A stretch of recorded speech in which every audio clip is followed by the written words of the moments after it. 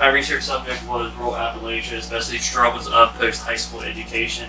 Appalachia is a region from southern New York to northern Mississippi. It's around the Appalachian Mountains. It's an extremely poor region, especially around Kentucky. Education-wise, Appalachia has always fallen behind, especially in the 4-year degree area. The worst of these areas is of Kentucky and West Virginia.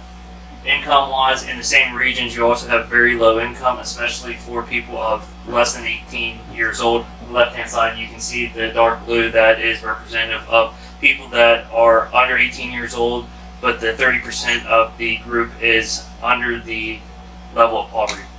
Unemployment, it's the same deal.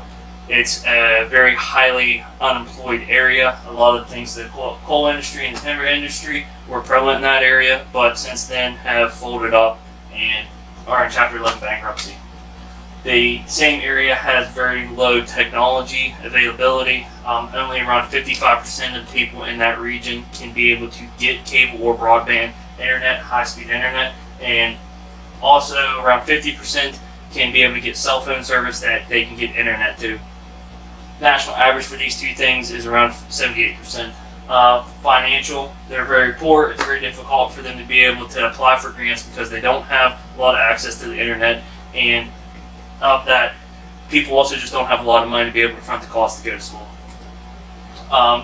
Whenever they had surveys with the students, especially first generation students, they found that they had a bootstrapper mentality, which was great. They were really willing to dig in, but the problem was they didn't understand the criticality associated with timelines.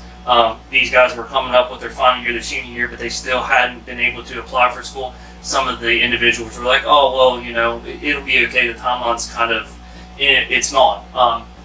They didn't know anything about college. It was their first generation. All they'd ever seen was movies and social media. So whenever they went to school, they thought it was going to be either a big party or a big fun. It was going to be a continuation of high school. Whenever they went to the guidance counselors, they didn't have necessarily a lot of time for them, especially if they weren't at the top of their class. These individuals started turning towards their teachers, which they would have to counsel them after school. So they didn't necessarily get the best. They got the best they could get, but they also had a job to do as well. College prep scores, as you can see, they're on par or lower in the Appalachian region than their neighbors. Community acceptance, also whenever these students, especially first generation, would come home, they had problems with community accepting them, especially people in their own family. People that used to hang out with friends, family, so on and so forth, had this, you're better than me, the college boy, oh, well, you went out to school, you must know so much more than I do. Some other students came home, they had actual financial need from their families. Some people, they were worried about their kids moving away and not coming back. As you can see here, you can get paid more money going to a neighboring state away from West Virginia, and you can get paid the same, if not more, if you go to a neighboring state as an LPN. So how can you help? How can you help the Appalachian region recover? How do we get out of this funk? It's all trickle down. So you need to have these high-level, high-paying jobs in order to be able to trickle that money down to the individual of the area.